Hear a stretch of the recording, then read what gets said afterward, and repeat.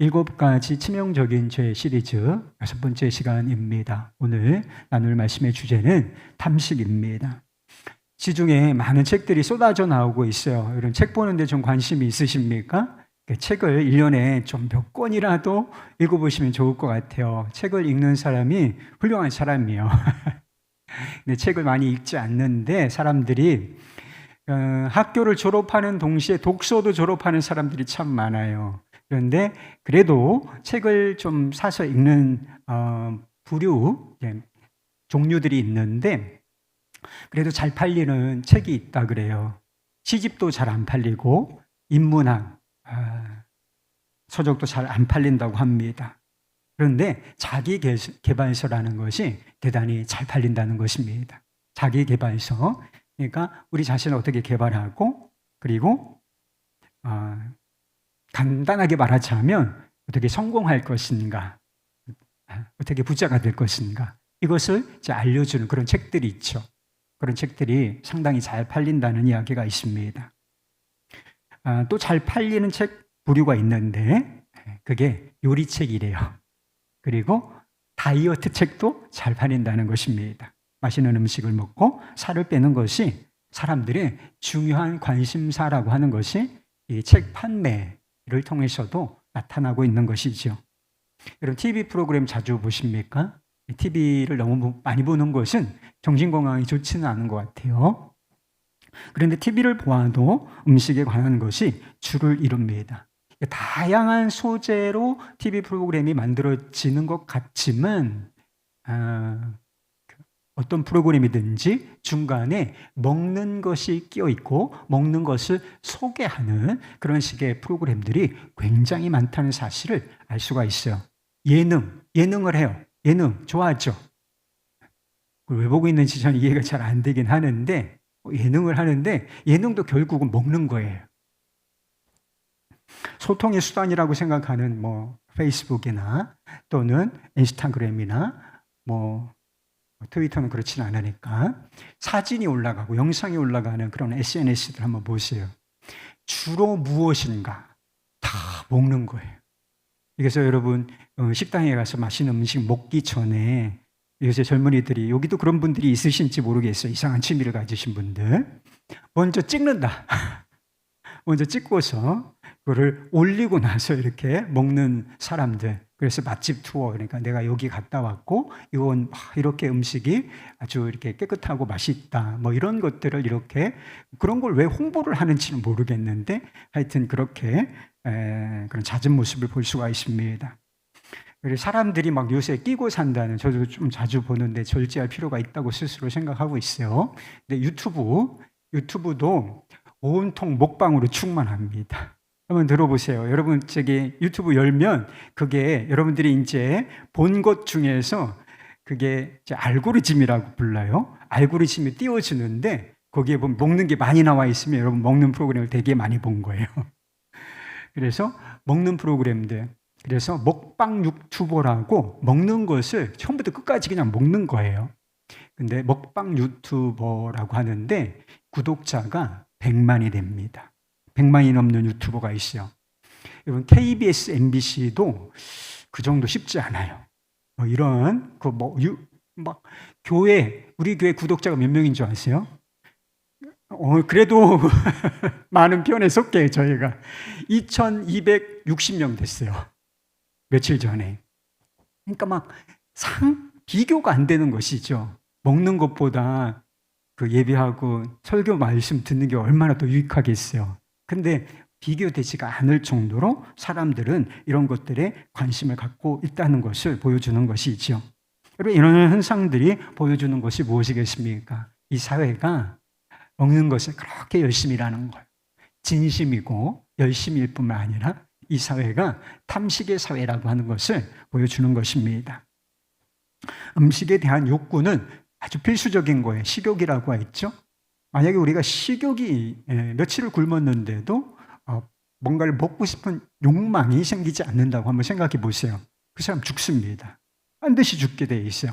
그래서 식욕이라고 하는 것은 육신의 필수적인 욕망, 건강한 욕망인 것이죠. 그리고 먹고 마시는 즐거움도 꼭 필요한 것입니다. 그것은 하나님께서 우리에게 주신 즐거움 중에 하나인 것입니다. 오늘 본문 말씀에도 보면 하나님께서 세상을 창조하시고 에덴 동산을 두시며 거기에 아름다운 과실 맺는 나무들을 두시고 다 허용하셨어요. 다 먹어도 좋다. 이것을 허용하신 분, 먹는 것은 기쁨이 있잖아요. 그래서 이것을 허용하신 분이 하나님이시라는 것입니다. 그래서 인생의 즐거움, 인생이 무엇이냐? 인생은 행복해야 된다. 여러분 행복하세요? 그런데 인생을 행복하게 하는 요소가 무엇인지를 이야기하는 전도자가 이렇게 이야기하고 있어요. 전도서 2장 24절 사람이 먹고 마시며 수고하는 것보다 그의 마음을 더 기쁘게 하는 것은 없나니 내가 이것도 본즉 하나님의 손에서 나오는 것이로다. 먹고 마시는 기쁨이 있다는 것, 그것만 주신 것은 아닌데, 그것만 있는 것은 아닌데 먹고 마시며 그의 마음을 더 기쁘게 하는 것이 없다. 이것이 바로 하나님의 선물이다. 이렇게 말씀하고 있는 것입니다. 예수님께서도 먹고 마시는 즐거움과 기쁨을 아는 분이셨어요. 그래서 사람들이 이렇게 경건한 자라고 하는 사람들이 가까이 하지 않는 사람들과 어울리시면서 그들과 함께 먹고 이렇게 마시고 교제하셨다. 이런 말씀이 나옵니다. 그래서 곱지 않은 시선으로 이것을 보았던 바리새인들이 뭐라고 비난을 하느냐 하면 저가 먹기를 탐하는 자다, 탐식하는 자다라고 비난할, 이건 정당한 비난은 절대 아니었다는 것. 왜곡된 마음이 있으니까 그렇게 비뚤어지게 예수님을 비난을 했던 것 뿐인데 하여튼 예수님께서 이렇게 먹고 마시는 즐거움을 아시는 분이셨다라고 하는 것은 분명하게 알 수가 있는 것이지요. 그리고 자신의 말씀을 듣기 위해서 사람들이 막 구름대처럼 몰려왔습니다. 그리고 빈들, 광야에서 주님께서 말씀을 전하셨기 때문에 음식을 구할 데가 없었어요. 근데 날이 저물어 갑니다. 그래서 사람들이 줄일까봐, 그리고 줄인 상태에서 돌아가는 것을 안타까이 여기셔서 그 자리에서 너희가 먹을 것을 주어라. 이렇게 하시면서 오병이어의 기적을 베푸시기도 하신다는 것입니다. 사람들의 음식에 대한 필요, 그것을 정확하게 아시고 그 필요를 채우셨다 하는 것입니다. 그렇다면 탐식이란 무엇을 말하는 것이겠습니까? 문제는 식욕 그 자체가 아니라 음식에 대한 과도한 욕망이라는 것입니다. 정상적인 거예요. 건강한 것일 수 있습니다. 그러나 지금까지 우리가 앞에서 여러 가지 죄를 살펴보았을 때 특징이 뭐예요? 건강한 것이, 필요한 것이 왜곡된 것을 말하는 것입니다. 필요한 것인데 지나치게 탐닉하는 것, 이것이 죄가 된다라고 하는 것입니다. 먹고 마시는 즐거움 그 자체가 문제가 아니라 하나님께서 주신 선물을 오용하고 남용하는 것이 문제인 것입니다. 선물을 주시는 분은 하나님이신데 그 선물을 주시는 하나님을 무시하고 먹고 마시는 그 즐거움 그 자체를 탐닉하는 것, 이것이 바로 탐식의 실체라고 하는 것입니다. 탐식은 단순히 과식을 의미하지는 않아요. 많이 먹는 분들이 있죠. 회개하세요. 근데 많이 먹는 거, 이게 탐식하는 사람은 많이 먹게 돼 있어요. 먹는 즐거움을 추구하기 때문에 과식하는 경향이 있습니다. 그러나 꼭 탐식하는 사람이 많이 먹는 사람만을 의미하는 것은 절대로 아니라는 것입니다. 그래서 과식을 포함하여 지속적인 과식이에요. 우리가 때로 배부르게 먹는 게 뭐가 잘못됐어요? 저도 과식할 때 있습니다. 근데 때로가 아니라 주님께서 좀 배불리 먹는 거 뭐 이렇게 타박하시겠어? 그게 문제가 아니라 음식을 탐닉하고 늘 탐닉함으로 말미암아 과식하게 되는 거, 그리고 그것을 포함하여서 아주 까다롭게 먹는 것과 호화롭고 사치스럽게 간혹 10만 원짜리 음식을 먹어도 됐죠. 그런데 막 그걸 추구하는 거예요. 그렇게 그냥 막 이렇게 호사스럽게 먹는 이런 즐거움을 추구하는 방식. 이게 바로 탐식을 의미하는 것입니다. 스크루테이프의 편지를 제가 몇 번 정도 소개를 해드렸는데 이게 이제 우화 같은 것이라고 했어요.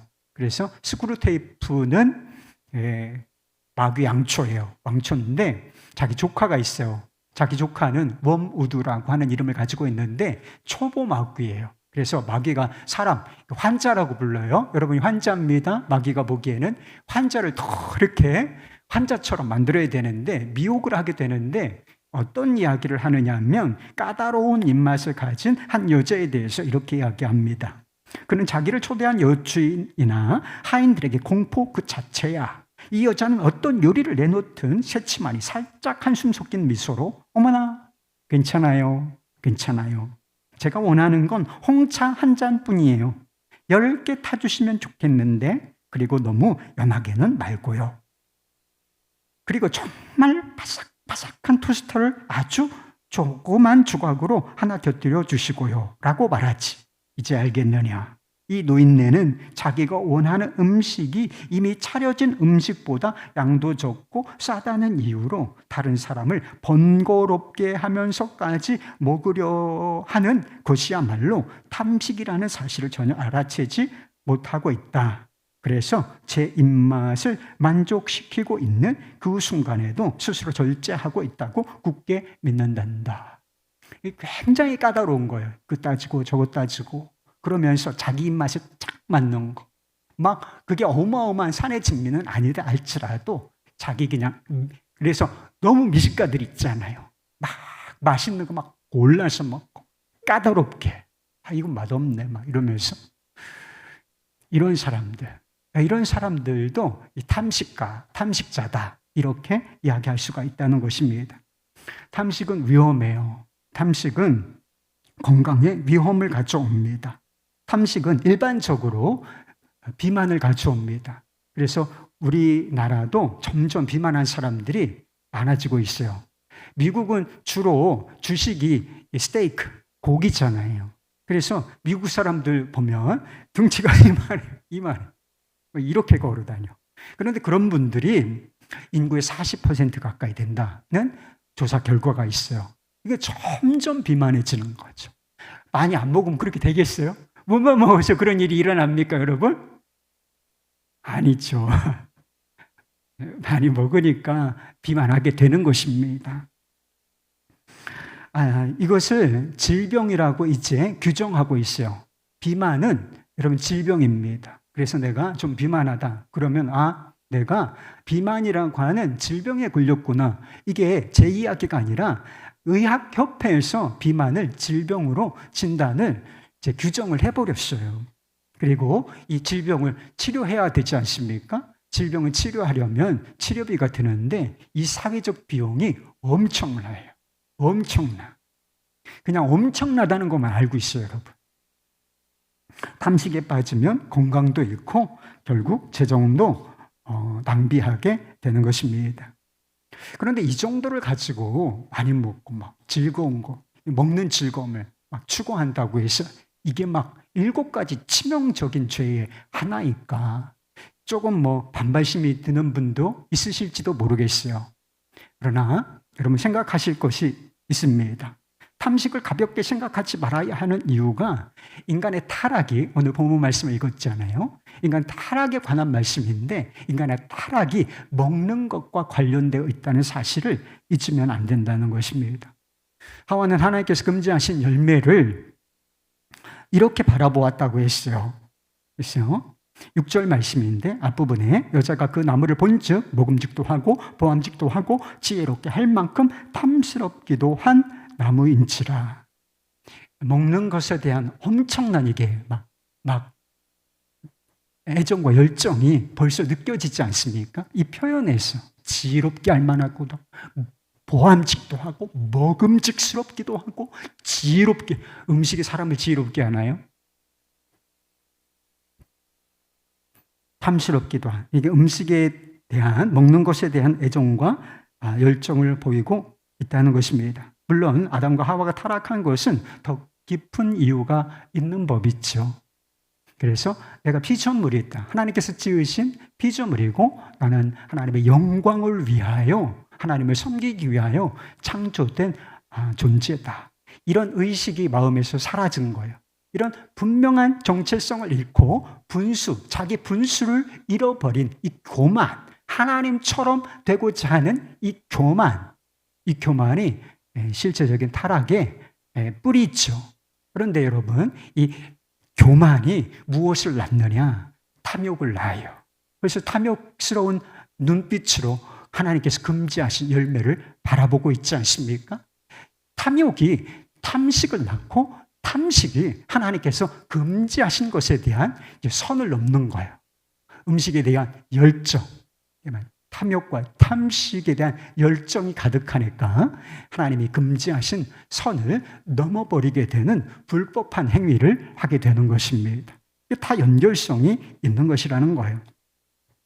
그래서 스크루테이프는 탐식을 사소하게 생각하는 조카 웜우드, 이것을 활용하지 않으려고 하는 조카 웜우드에게 이렇게 이야기한다는 것입니다. 지난번 편지에서 탐식을 인간의 영혼을 낚는 수단으로 탐탁치 않게 여겼던데 그건 오로지 내가 무식한 탓이야. 지난 100년간 우리가 이룬 가장 위대한 성과는 바로 이 주제에 관해 인간의 양심을 완전히 마비시켰다는 거라고. 이제는 유럽 전체를 아래 위로 아무리 훑어보아도 탐식에 대해서 설교하거나 탐식 때문에 가책을 느끼는 경우를 찾아보기 힘들지. 이게 다 많이 먹는데 욕심 부리기보다는 맛있는 걸 찾아 먹는데 욕심을 부리도록 총력을 집중한 결과다. 자신이 평생 이런 관능의 노예로 살았다는 걸 알면 정말 놀라 자빠질 걸. 지금은 단지 먹는 양이 적다는 사실 때문에 눈치를 못 채고 있지. 하지만 인간의 위장과 입맛을 이용해서 까탈스럽고 참을성 없고 무자비하고 이기적으로 만들 수만 있다면 양이야 얼마를 먹든 무슨 상관이냐.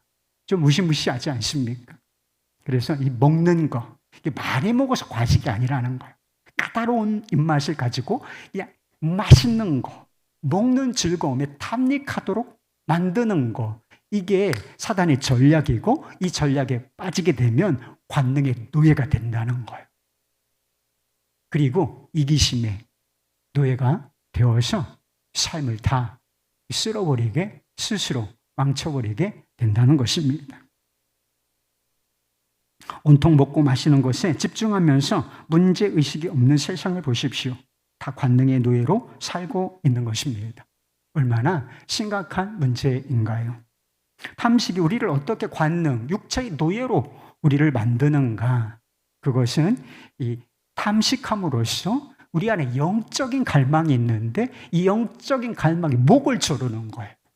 이 영적인 갈망을 가로막음으로써 육체적인 존재, 관능의 노예로 살도록 부추긴다 하는 것입니다. 음식을 먹고 마시는 것은 중요하지만 그게 전부는 아니에요, 여러분. 음식을 먹고 마시는 거 제가 무슨 이슬만 먹고 살 것 같아요? 제가 몸이 슬림하지만 주님께서 주신 축복이에요. 제가 몸이 슬림하지만 제가 이슬만 먹고 살 것 같습니까? 저에게도 음식이 필요하고 저도 식욕을 느낍니다. 근데 먹고 마시는 것은 중요한 거예요. 그러나 우리의 삶의 전부는 아닙니다. 중요한 것이지만 이것이 절대적인 가치는 결코 아니라는 것입니다. 음식이 보여주는 것이 있는데 음식이 보여주는 거 여러분 꼭 기억하세요. 내가 먹고 마시는데 이게 뭘 의미하느냐? 우리는 스스로 존재할 수 없다는 사실인 것입니다. 여러분, 우리가 스스로 존재하고 하나님처럼 스스로 존재하고 스스로 만족할 수 있는 존재라면 왜 음식을 먹어야 하겠어요? 음식은 우리 자신이 아니잖아요. 음식은 밖에 있는 것이고 그리고 열매 어떤 결과가 나타난 것이잖아요. 그것이 우리 안에 들어와 소화가 되고 에너지가 되어야 그게 우리의 생명이 되는 것입니다. 그래야 우리의 생명을 유지할 수 있는 거예요. 그래서 우리 자가 발전 안 된다. 이걸 보여주는 것이 음식을 먹는 것입니다. 그래서 외부의 음식에 반드시 의존하여 살게 되어 있는데, 음식을 통해서 깨달은 게 음식에만 의존되어 있는 것이 아니라 이 물질 세계, 음식을 포함하여 이 물질 세계, 그리고 나 자신을 창조하신 하나님을 의지하는 믿음으로 살아야 한다라고 하는 것을 보여주는 게 먹는 거예요. 그래서 광야 생활을 마친, 그리고 광야에 어떤 의미가 있는지를 모세가 설명할 때 그런 이야기를 하죠. 신명기 8장 3절 말씀, 사람이 떡으로만 사는 것이 아니오 여호와의 입에서 나오는 모든 말씀으로 사는 줄을 내가 알게 하려 하심이라. 이게 광야를 허락하신 목적이고, 이게 만나를 먹게 하신 목적이라는 것입니다. 예수님께서 금식하시고 굶주리셨을 때 얼마나 배가 고프셨을까? 40일, 저는 4일도 해본 적이 없어요. 근데 예수님께서 금식하시고 40일을 금식하시고 대단히 굶주리셨을 때 마귀가 나와서, 스크루테이프 같아 아무래도 마귀가, 사탄이 나와서 가장 적절한 유혹을 하는데, 이 돌들로 하여금 떡이 되게 하여 먹어라, 이렇게 요구한다는 것입니다. 근데 이 시험 앞에서 예수님께서 단호히 이 시험을 거절하시고 이기시는데 인용하신 말씀이 바로 이 말씀이요. 사람이 떡으로만 살 것이 아니라 하나님의 입에서 나오는 모든 말씀으로 살 것이다. 말씀이 더 중요하다. 이렇게 대꾸를 하신 것이었습니다. 사람은 떡으로만 사는 것이 아니요. 이게 떡이 필요 없다는, 밥이 필요 없다는 뜻이 아니잖아요.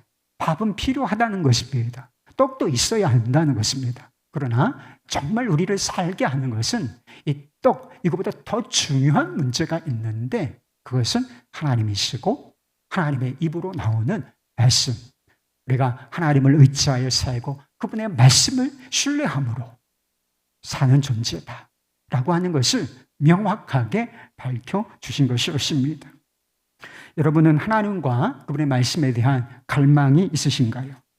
하나님과 교제하는 것에 대한 교제를 갈망하는 마음이 있으십니까?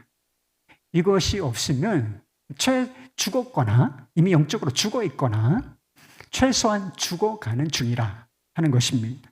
그런데 이런 영적 갈망을 빼앗아가는 것, 우리 영적 갈망이 있어야 주님을 갈망하고 주님을 신뢰하고 거기로부터 오는 능력, 에너지, 이를 은혜를 입어 살게 되는데, 하나님과 그분의 말씀, 그분의 은혜에 대한 갈망을 차단하는 것이 바로 탐식이라는 거예요. 육체의 것을 원하는 이 갈망. 먹는 것을 탐합니다. 먹고 마시는 즐거움에 집중해요. 그러면 하나님에 대한 영적인 갈망이 줄어들기 시작하고 급기야 그 갈망이 사라지기까지 한다는 거예요. 먹고 마시는 즐거움을 가장 중요한 가치로 여기고 거기에서 그냥 즐거움을 탐닉하기 때문에 그 이상의 가치, 그 이상의 선함, 이것에 대해서 눈을 돌리지 않는다는 것.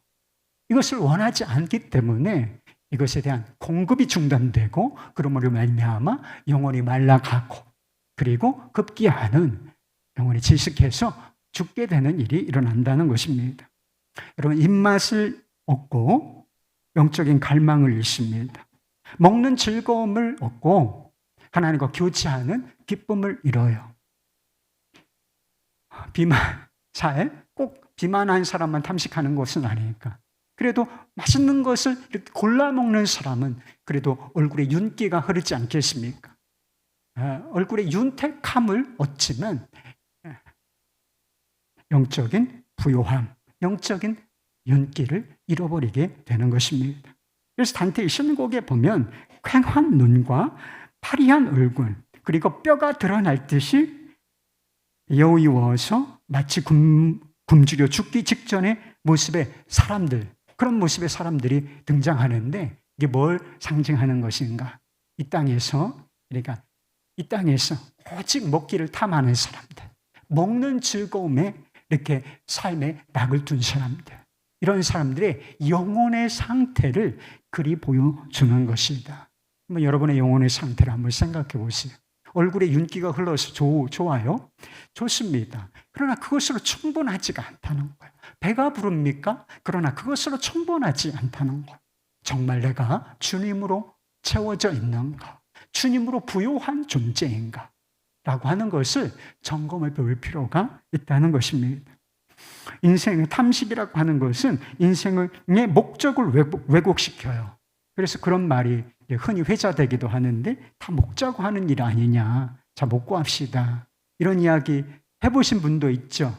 여러분, 이런 말이 얼마나 위험한지를 아셔야 돼요. 세속적 가치의 말, 속담 같은 이 말, 사람들 앞에서 흔히 되어지는 이 말은 대단히 위험한 것입니다. 여러분, 이 말이 얼마나 위험한 줄 알아요? 한번 생각해 보세요. 여러분, 우리가 다 먹자고 사는 거예요? 먹자고 무엇이든지 하는 것입니까? 이게 얼마나 위험한 말인지를 모른다는 거예요, 사람들이. 우리가 먹기 위해 삽니까? 살기 위해 먹습니까? 먹기 위해 산다면 짐승과 다를 것이 무엇이 있겠습니까? 여러분, 우리는 어떤 존재이냐? 먹든지 마시든지 무엇을 하든지 하나님의 영광, 하나님의 기쁨을 위하여 살아야 하는 존재가 아니겠습니까? 그러니까 사람들은 다 먹기 위해서 하는 일이 아니냐, 먹기 위해 사는 거 아니냐 이렇게 이야기하지만 이건 잘못된 거예요. 하나님의 영광을 위해서, 하나님의 기쁘신 뜻을 위해서 먹어야 하는 존재, 살기 위해 먹는 것은 물론이고 잘 살기 위해서 먹을 뿐만 아니라 그 이상의 가치, 하나님의 기쁘신 영광을 위하여 먹어야 하는 그런 거룩한 존재라 하는 것입니다. 그런데 탐식은 우리를 먹기 위해 사는 존재로 전락시킨다는 것입니다. 실제로 수많은 사람들이 먹기 위해 사는 것처럼 살고 있잖아요. 사도 바울은 그런 사람들에 대해서 이렇게 말한 적이 있습니다. 빌립보서 3장 19절 말씀. 그들의 마침은 멸망이요, 멸망하는 자들 중에 어떤 사람이 있느냐? 그들의 신은 배요, 그들의 그 영광은 그들의 부끄러움에 있고 땅의 일들을 생각하는 자더라. 땅만 생각하는 자, 영적인 생각이 없어. 특징 한 가지가 뭐냐면 그들은 자기 배를 하나님처럼 섬긴다라고 하는 것입니다.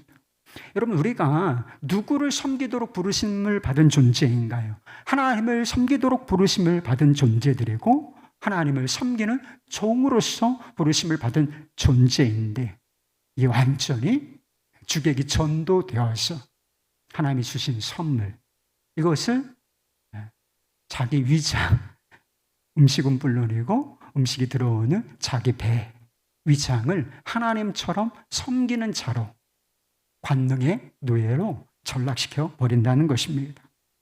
탐식이 심각한 죄인 것은 또 한 가지 이유가 있는데 그것은 우리 이웃을 무시하기 때문이라는 것입니다. 자신의 위장을 하나님처럼 중요하게 생각하게 되면 다른 사람의 필요와 궁핍을 무시하게 된다는 것입니다. 왜 이렇게 먹을 것이 넘치는 사회, 먹을 것이 부족하지 않아요. 인구가 많이 늘어났지만, 폭발적으로 늘어났지만 그래도 이 총 생산량은 이 땅에 있는 사람들이 다 먹고도 남습니다, 여러분. 그런데 왜 어떤 사람은 배가 부른데 왜 어떤 부류의 사람들은 줄여 죽는가?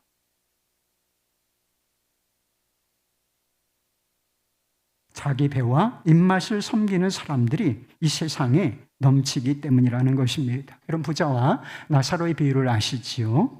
나사로는 부자의 집 주변에서 거지로 살았어요.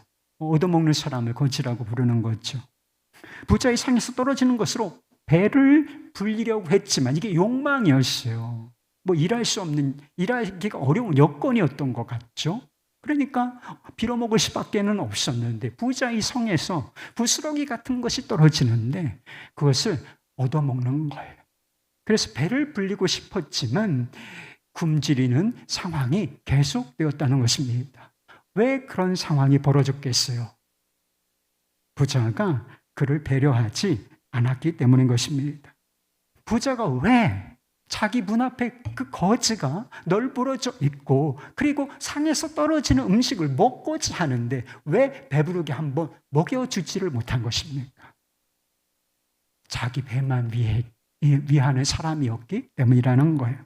그래서 부자가 오직 좋은 옷을 입고 너무나 화려하고 아름다운 옷을 입고 아주 좋은 음식을 먹으며 호화롭게 즐기는 데만 관심을 두었기 때문에 나사로가 보이지를 않았던 것입니다.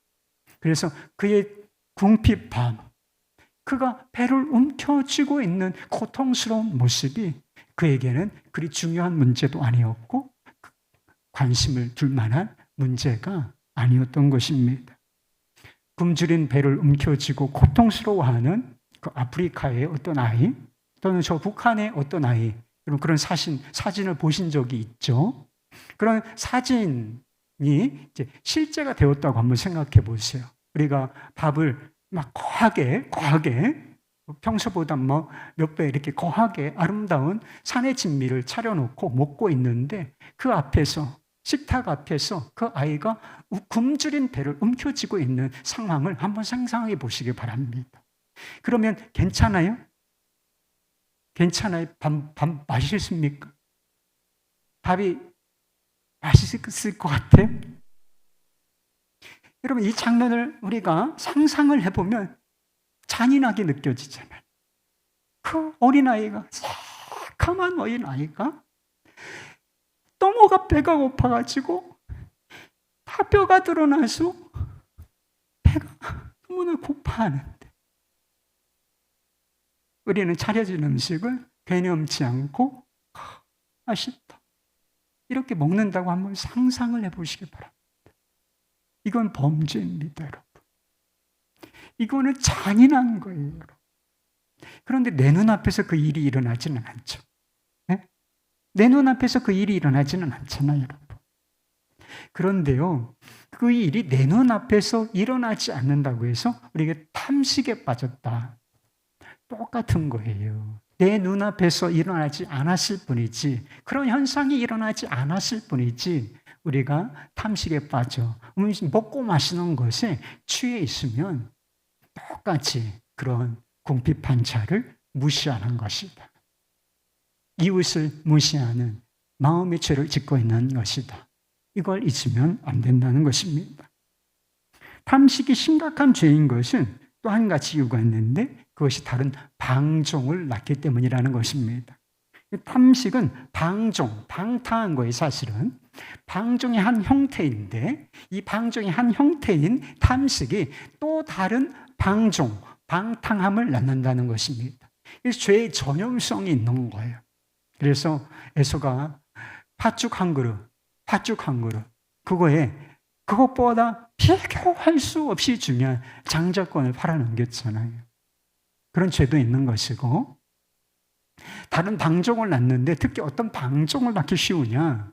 성적인 방종을 낳기가 쉬운 것입니다. 발람의 계략으로 말미암아 이스라엘 백성들이 모압 땅에서 우상 숭배의 죄를 저질렀던 적이 있어요. 그들이 시딤이라고 하는 지역에 있을 때에 모압 여자들, 특별히 신전에 있었던 여자들이 그들을 초대하여 신들에게 자기들이 섬기는 신들에게 절하게 만들어요. 속절없이 우상 숭배하는, 하나님이 가장 싫어하시는 그 죄에 빠져 넘어가고 마는데 그 현장이 어떤 현장이었는지 아십니까? 음행이 있었다 그랬어요. 그리고 먹고 마시는 것이 있었다고 했습니다.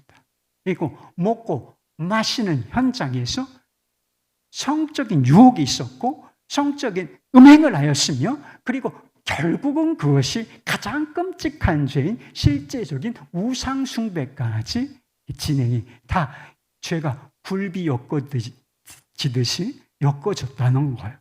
그러면 이게 얼마나 무섭습니까? 탐식이나 그래서 먹고 마시고 막 그런 육체의 즐거움을 계속 탐닉하잖아요. 그러면 이 완전 육체의 사람이 돼요. 그래서 성적인 쾌락도 육체적인 쾌락이잖아요. 그래서 육체적인 쾌락을 더 깊이 탐닉하게 돼요. 본래 그런 존재인데 더 깊이 탐닉하게 되고, 그래서 막 죄가 이렇게 육체적인 일들, 그래서 우리의 범죄가 상당히 먹고 마시는 현장에서 일어난다. 그 뿌리가 거기에 있다는 사실을 잊으면 안 된다는 것입니다. 그렇다면 어떻게 탐식의 죄를 이길 수 있을까? 여러분, 이것이 중요한 문제가 아니겠습니까? 탐식을 이기려면 몇 가지 훈련이 필요해요. 앞에서 말씀드렸던 것과 좀 유사한 점이 있어요. 그 뿌리가 비슷하기 때문에 그렇습니다. 몇 가지 훈련이 필요한데 그것은 감사라고 하는 것하고, 두 번째는 나눔이라고 하는 것이고, 세 번째는 절제라고 하는 것입니다. 감사와 나눔과 절제, 이 훈련이 필요하다라고 하는 것입니다. 여러분, 이스라엘 백성들은 광야에서 만나를 먹었어요. 만나는 그야말로 하나님이 주시는 기적의 음식이었죠. 그러나 그들은 이 음식에 만족하지 않고 막 불평을 막 쏟아내요. 그래서 만나를 평가하는데, 만나를 어떻게 평가하느냐면, 만나는 그렇게 맛이 있던 음식은 아니었던 것 같아요. 그래서 만나는 되게 담백한 음식이었는데, 담백한 것을 계속 먹으니까 이게 조금 굉장히 불편했나 봐요. 그래서 하나님께서 주신 이 선물, 기적의 음식을 뭐라고 평가하느냐? 이 박한 식물이라. 굉장히 박하다.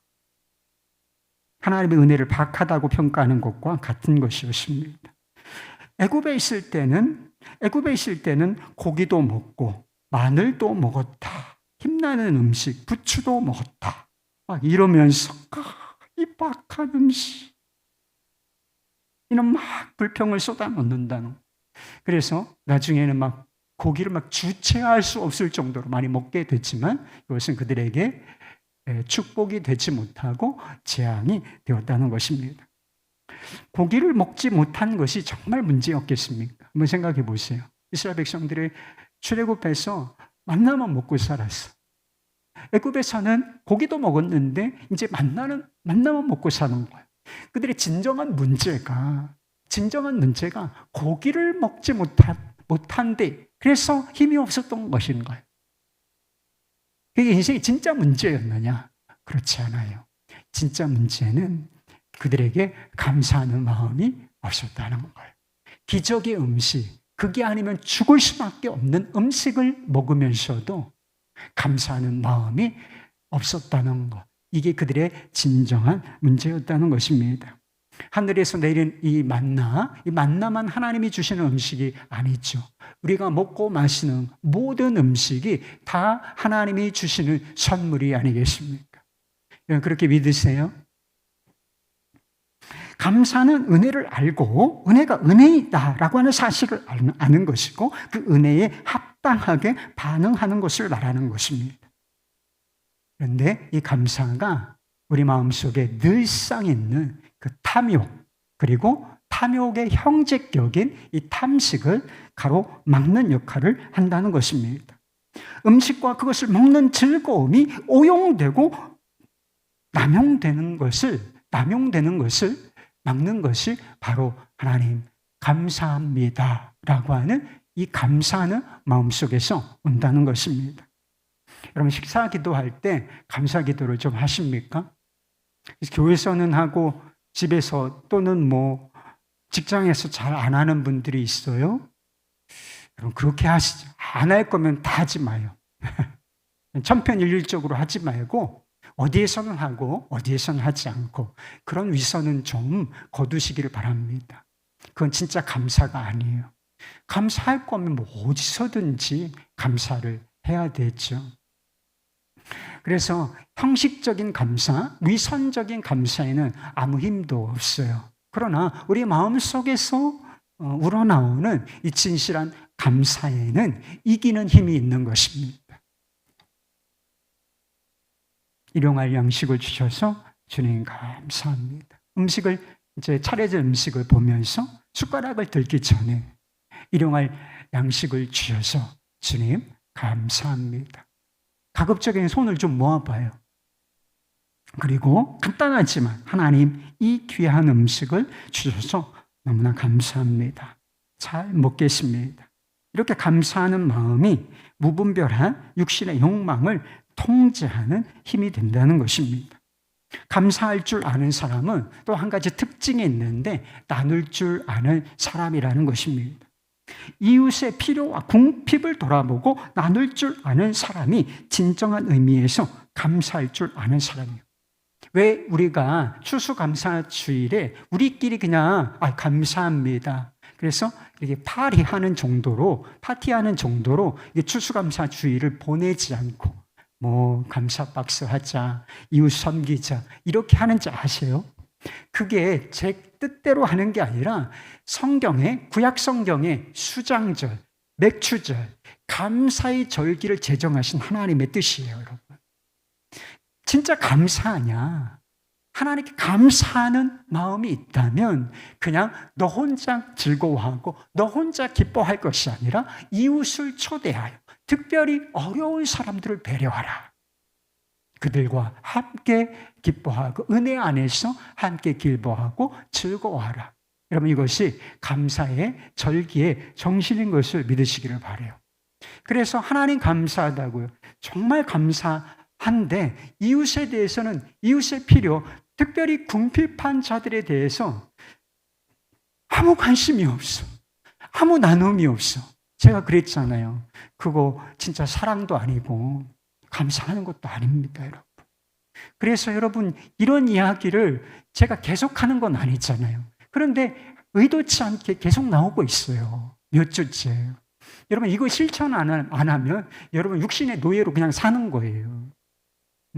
이게 얼마나 끔찍한 일인지는 주님 앞에 가서 알아요. 그때 후회하지 마시고. 제가 여러분들에게 엄포를 놓는 게 아니에요. 진짜 영적인 원리가 그러니까요, 여러분. 진짜 감사합니까? 하나님을 사랑합니까? 이웃을 사랑하라고 하시는데 어떻게 사랑할 것입니까? 궁핍한 형제, 필요를 느끼는 사람들, 함께 나눌 줄 아는 거. 이게 탐욕을 이기고 탐식을 이기는 길이라는 거예요. 우리가 정말 건강하게 살아가는 길이라고 하는 것입니다. 탐식을 이기려면 감사하는 마음과 더불어서 먹는 것에 대한 절제가 필요해요. 절제. 종교 개혁자들은 음식에 관한 절제를 중요한 미덕의 하나로 여겼다는 것입니다. 그래서 성령의 열매 중에 마지막 9번째 열매가 뭐예요? 절제란 말이에요. 그래서 절제는 뭐 절제할 거예요? 그 절제한 것 중에 음식을 먹는 것에 대한, 맛있는 것을 찾는 것에 대한 절제도 들어있어야 한다라고 하는 것입니다. 그래서 종교개혁자인 존 칼빈이 특이하게도 그때는 이게 기독교 국가였기 때문에 교회 지도자가 시장도 같이 이렇게 하는 경우가 있었어요. 그래서 스위스 제네바에 시장이 된 적이 있었는데 어떤 규정을 만들었느냐 하면 관료들, 정치인들이 어떤 모여서 회의를 하거나 리셉션 그런 거 할 때 큰 접시로 음식이 3접시 이상 들어오지 못하도록 하는 강제 규정을 넣기도 했다는 것입니다. 그러나 언제나 그렇듯이 규정보다 중요한 것은 동기라는 거죠. 우리 주변에 보면 먹는 것을 절제하는 사람들 많이 있습니다. 요즘 젊은이들 사이에 다이어트요? 열풍이 불고 있습니다. 그렇게 살이 찐 것도 아닌데 왜 그렇게 다이어트에 열심인 것입니까? 외모 지상주의 때문인 것입니다. 잘생기고 예뻐 보일 목적으로 지나칠 정도로 음식을 절제하는 것은 탐식과 다른 방식으로 육체를 섬기는 것입니다. 탐식이 자기 위장, 배를 섬기는 것이라면 이 외모 지상주의, 극렬한 다이어트 열풍은 자기 얼굴, 몸매를 신으로 섬기는 것에 불과하다는 것입니다. 사실은 동일한 것이다 하는 것입니다. 그렇다면 우리는 왜 음식을 절제해야 하는 것이겠습니까?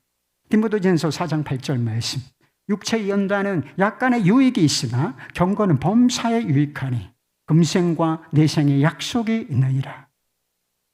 음식을 그냥 절제하는 거, 이것은 육체 연습, 훈련이죠. 그래서 약간의 유익이 있습니다. 해보세요. 그래서 간헐적 단식이라고 들어보셨습니까? 간헐적 단식을 하면 독소도 빠지고 몸이 건강해진다는 이야기가 있어요. 그러나 음식을 절제해야 하는 이유는 그 이상이어야 한다는 것이죠. 바로 경건이라고 하는 목표 때문인 것입니다. 경건이 뭐예요? 하나님과의 바른 관계를 의미하는 것이고 하나님과의 이 충만한 관계를 이 경건이라고 하는 단어로 표현을 하는 것입니다.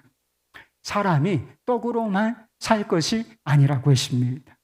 먹는 것으로 우리의 영혼이 배가 부를 수는 없다는 것입니다.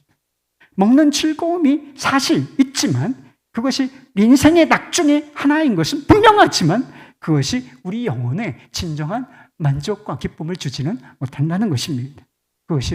그것은 마치 그런 것으로 인생의 만족을 추구하는 것은 어떤 형국이냐? 마치 바람으로 영혼의 배를 불리려는 것과 같은 것입니다. 사람이 떡으로만 살 것이 아니요 바로 그런 뜻이라 하는 것입니다. 그러면 우리는 도대체 무엇으로 사는가? 여호와의 입으로 나오는 모든 말씀으로 살 것이니라. 밥을 먹듯이 매일 하나님의 말씀을, 밥은 한 번 먹는 게 아니잖아요.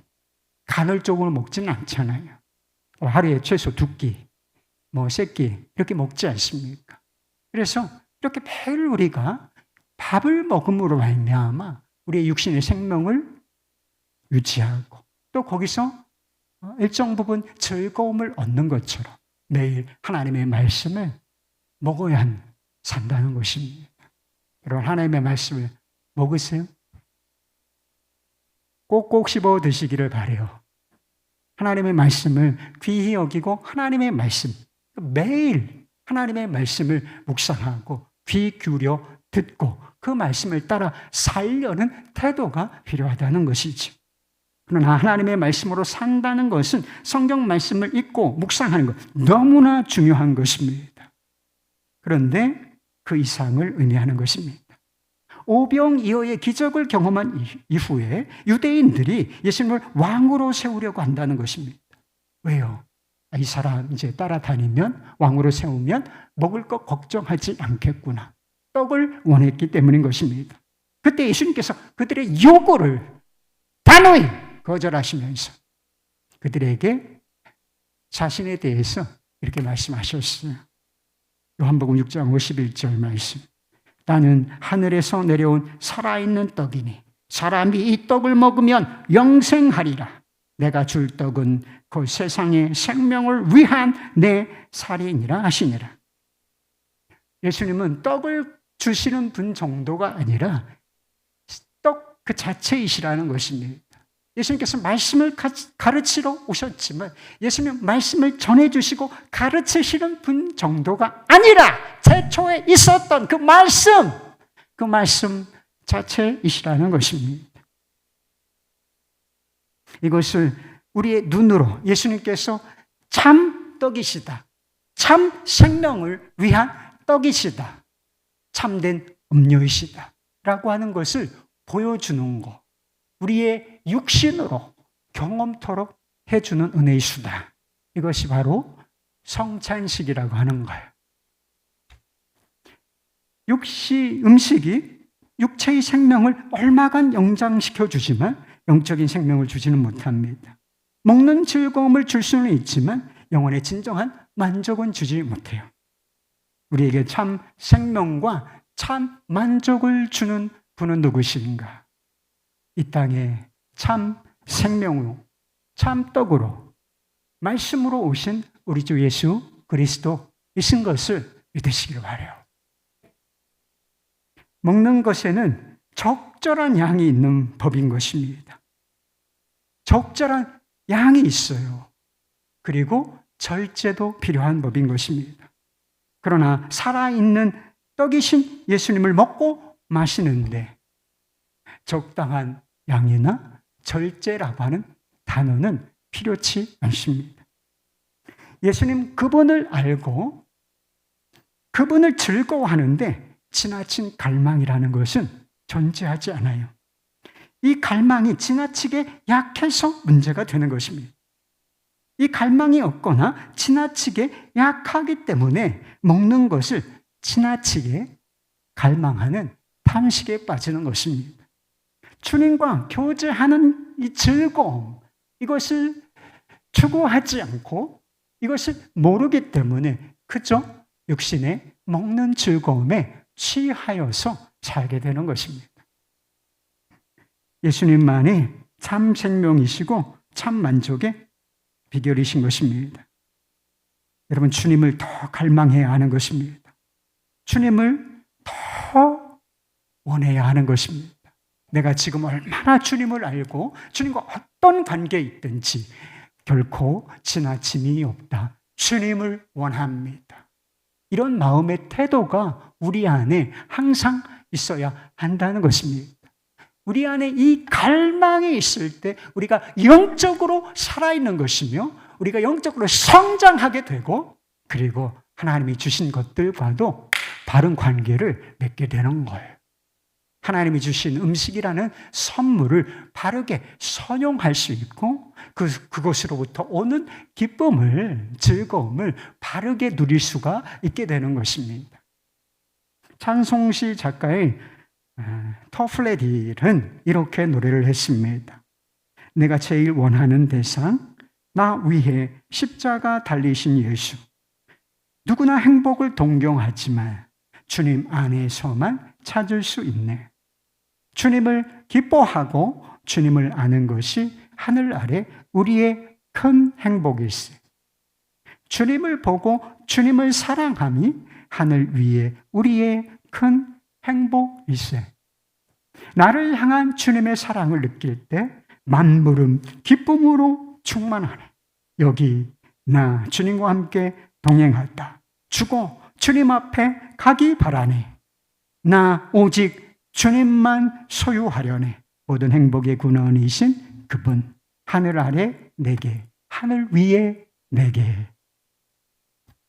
생명의 떡이신 우리 주 예수 그리스도를 더 갈망하시고 주님으로부터 오는 진정한 행복과 만족과 축복을 충만하게 누리는 우리 모두가 될 수 있기를 주님의 이름으로 축원합니다. 할렐루야.